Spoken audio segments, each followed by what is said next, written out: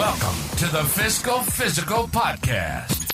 Join us each week as we sit down with the founder of Alchemy Wealth Management and author of Your Fiscal Physical, Ryan Nelson. Tune in to gain valuable insights and practical tips as we simplify complex financial concepts into digestible lessons.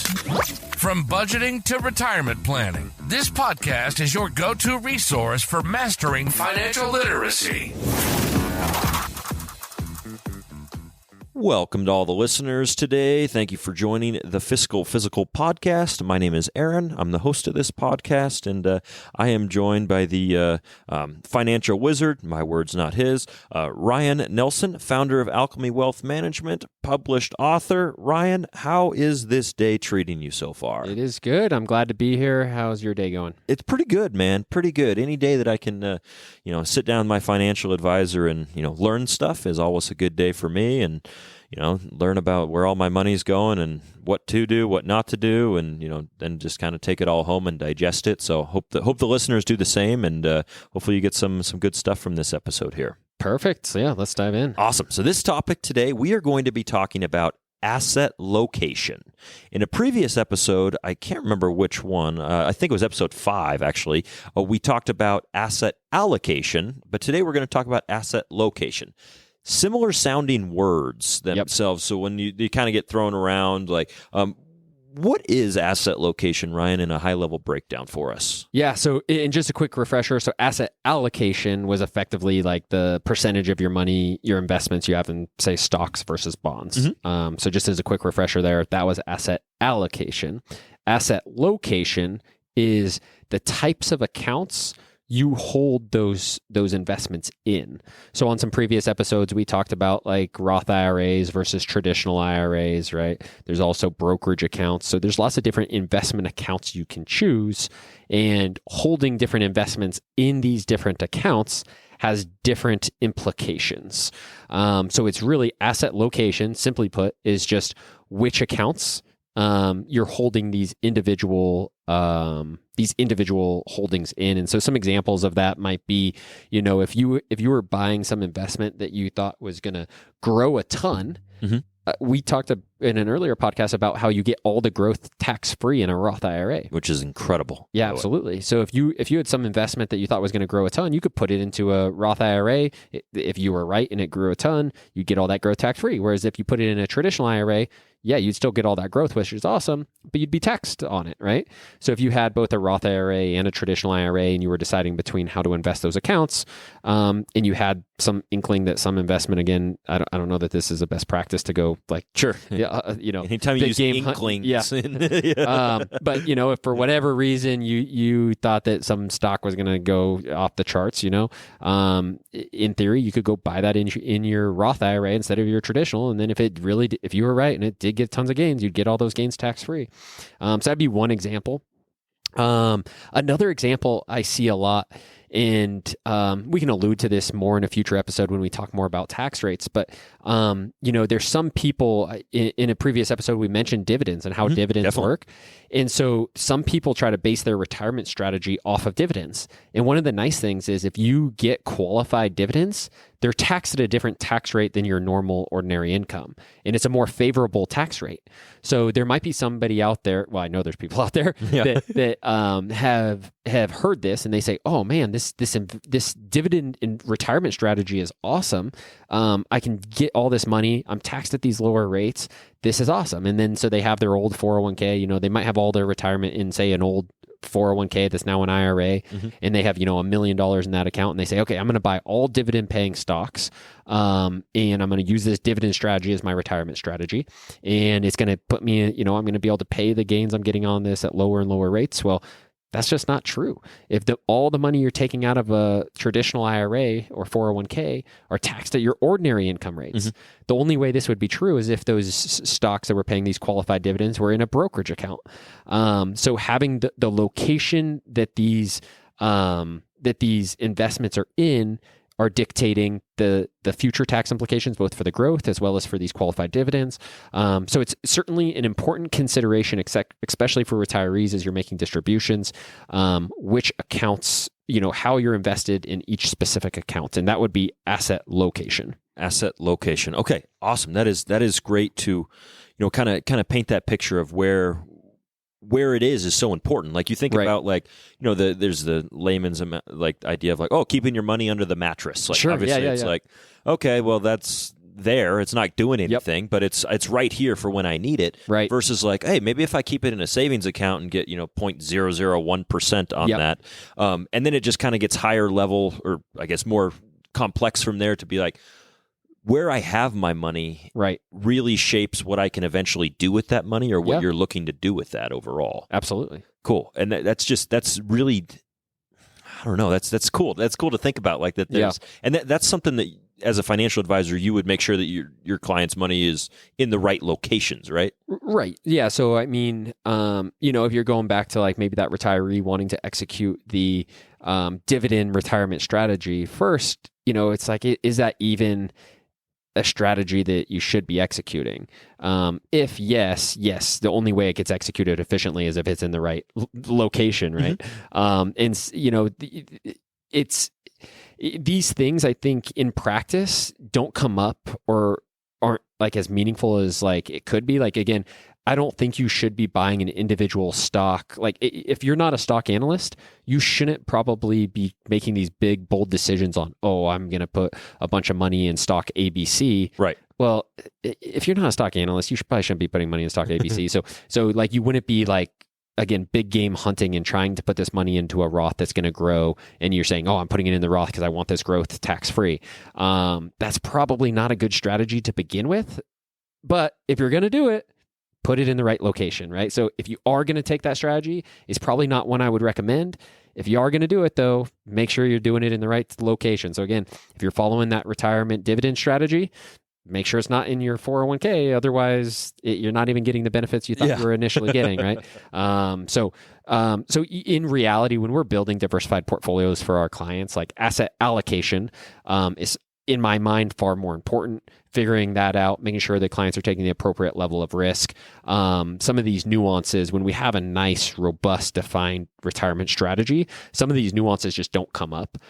It's kind of like these are opportunities for failure almost, and you want to avoid those potential opportunities for failure. But this asset location, I mean, it's not even, for some people, if somebody only has a 401k, they've saved all their money in their 401k, there's not even really a discussion to be had. It's your only location is your 401k, right? Now you can start having a discussion. Do you want to do a Roth conversion with that? Transfer, roll that over into a traditional IRA, maybe convert it to Roth. Now you have two different locations. Now maybe take a different strategy in each. Absolutely. But yeah, so definitely some food for thought there. Yeah, no, I definitely think that there's quite a bit to break down there as far as figuring out the best place to, and like you said, like sometimes for people, the choice is made for them because of previous decisions. They're like, well, I just have a 401k, or I just have this account where it's kept. And it's like, okay, well, potentially, is that the best? Well, I don't know, but that's where we're at right now. And you kind of go from there. And you can listen to some of these previous episodes, like you mentioned, the Roth conversion. Right. I think that really kind of comes full circle too, because you're like, oh, well, maybe you do X amount to convert over to a Roth, and like what makes the best financial sense for you and your situation and your age and absolutely all that, your risk capacity. Love that. And all those different kind of factors that play into it. Absolutely. Awesome. Well, thanks, Ryan. That was a great one. I really feel like that was a brief little snippet here that I feel like is very important. I know you did have that example. Yeah. You want to bring that one up? I did. Yes. So on a previous episode, we talked about the infamous Peter Thiel. I think is it Thale. Yeah. So I got to credit my buddy Zach. I think he helped educate me here. I think he actually pronounces his name Thiel. Peter Thiel. Oh, well, I've been referring to him as Peter Thiel my whole life. So I know Peter. I know you're an avid listener. I apologize. So credit Zach with educating me. Actually, it's pronounced Peter Thiel. Peter Thiel. Okay, and we covered a little bit on the previous one. Now how he just has a wicked Roth, pretty much to simplify it here. But I'll let you kind of take it away here. Yeah, to summarize what you brought up in a previous conversation. So yeah, Peter was able to get some PayPal stock into a Roth IRA back in it was like $2,000 worth back in 1999. And so that was one of those investments that grew like a weed. Yeah. And so now it's worth $5 billion with a B, $5 billion in his Roth. So he got all that tax free. So he's pretty excited now. He turned his he basically gets $5 billion tax free. Had he put that into a traditional IRA instead, that he'd still have $5 billion, but he'd owe the government taxes on every penny of that $5 billion. What's God, that's like $1 billion That's difference. A lot of money. He would have owed $1 billion or more dollars to the IRS. So, that's a prime example of the account you put the money into affecting how much money you can spend later on in life. And so obviously he somehow, I don't know if he did this intentionally or just dumb luck, but he had the foresight. He had these PayPal stocks that again, were about to grow like a weed. He got it into a Roth IRA at the right time. They exploded into $5 billion. And now thanks to his asset location, he gets all of that money tax free. Yeah, makes a huge difference for sure. I mean, $2,000 into $5 billion is a pretty solid return on investment, some might say. So. Oh, yeah. Awesome. Well, we'll go ahead and pause here. I feel like that was a great breakdown of asset location, and we'll be back on the other side of this with some personal questions. And now, to put the personal in personal finance. Welcome back to the Fiscal Physical podcast in our personal section here. Ryan, this is a question that I feel like is pretty applicable to almost everybody's day to day or their life in general. Everybody talks about, or I've heard it talked about, like financial freedom. What do you consider financial freedom? I know that's kind of what we're working towards, for your clients to be like, that's one of the ultimate goals a lot of times is be able to be financially fit, but also like free in a way. Yes. Yeah, so being financially fit, I suppose, would just be having that education, the wherewithal of what to do and when to do it.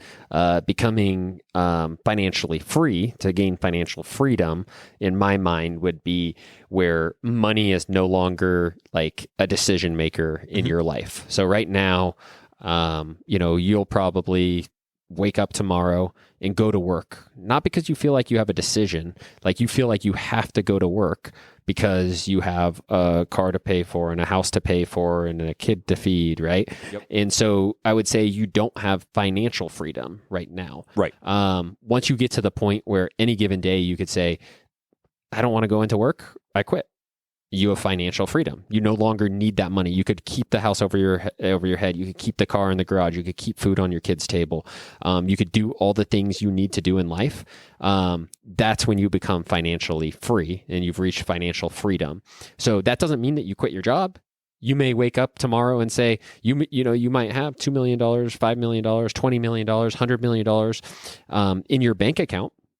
And you may wake up tomorrow and say, God, I love my job. I'm going in and doing my job tomorrow, right? Yeah. But you're no longer doing it for the money. You're doing it because it's something you enjoy, something you want to do, right? There's some other driver. It's no longer the financial side, right? So financial freedom is just when you get to that point in life where you can really choose, finances are no longer those like decision makers. So, I think that working is a classic example of it. There'd probably be some other examples, maybe, I know, the Super Bowl was a few months back.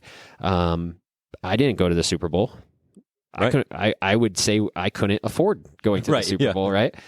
There's lots of people who spending $8,000 on a ticket is not even irresponsible. It's well within their realm of being able to spend that much on it's reasonable for them to spend that much. They would have a different level of financial freedom. They would have a level of financial freedom that allows them to spend $8,000 on a football game and still live their lifestyle, right? So financial freedom isn't even created equally for everybody. I think there's different levels of it. And you could get to a level where you could say, yeah, I could walk away from my work anytime I want. Like I can keep my roof over my head. I can keep my car in my garage. I can keep food on my kid's table. But I still can't go to the NFL game, right? And if you say, no, I want the level of financial freedom where I can go to the NFL game, then you really haven't reached, I suppose, like your financial freedom yet. You'd have to continue to work, continue to build your net worth until you get to a point where you have enough even disposable income to do those types of things, right? So I think people talk about financial freedom like it's this black and white line. I don't see it like that. I see it more as a gray line, and everybody's kind of has a different perception of what it means to be financially free. some people would say, no, I'm not financially free. I'd have to keep working until I can go to every Super Bowl. Like I need to be like, that's my goal. Some people would say, oh, I'm never going to be able to afford that, but they retire long before they can afford that. Right. So it all comes down to your lifestyle and your expenses. But again, I think becoming financial, your definition of financial freedom is when finances are no longer a decision maker for your day-to-day decisions. Right. No, that's an excellent breakdown of. Honestly, I was just going to say I'd like to be able to order a pizza whenever I want and not have to worry about it. Like, there you go. Like I think about like, you know, the you mentioned the employment factor though, because that's a big thing that I think about. Like I always dream about calling in rich. Like, hey guys, I'm not going to come in today. I'm rich. That's like, funny. Yeah. Like, I've never heard that. I'll have to use that. I'll have to steal that. That's funny. Please do. I think that would be my level of like financial freedom where I'm like, hey, you know what? Absolutely. I'm good. Like I don't need to go into work today. Like I'm solid. I'm set too. So I think everybody, once you hit it right on the head, totally different for everybody, but that's a really good breakdown of what somebody might want in their financial freedom, but it's making sure that like you know, to get there, you have to make the right decisions at the same time too. And 100%. That's a big piece that hopefully from the listeners of this podcast, you'll be able to learn a little bit just to increase your financial knowledge, financial literacy. Absolutely. As you've mentioned, and kind of be on that path to financial freedom would be, I mean, that'd be a great goal if you're getting from this. So absolutely. Yeah. The more financially fit you become, you can get at least on that track, like you said, to become financially free. So absolutely. Excellent. Well, I appreciate it, Ryan, as always. Appreciate the listeners for tuning in here, and I'll turn it over to you to send us off here. Thank you, Aaron. Let's stay the course. Thank you for joining us for the Fiscal Physical Podcast. Until next time, happy listening, and as always, stay the course. If you have a question or topic suggestions, please email us at podcast@alchemywealth.com. If you enjoyed today's discussion, subscribe to the podcast to ensure you never miss an episode, and consider leaving us a rating and review on your favorite platform. This helps other listeners like you find the show. For more resources, you can visit Alchemy Wealth Management's website at www.alchemywealth.com or find your Fiscal Physical, the book, on Amazon. We'd be remiss if we didn't mention that personal finance is just that, personal. Please don't take anything we say as advice. The preceding content is for informational and entertainment purposes only. It's not an offer or a solicitation, nor should it be construed or relied upon for tax, legal, or investment advice. It doesn't consider your personal financial situation or objectives and may not be suitable for you.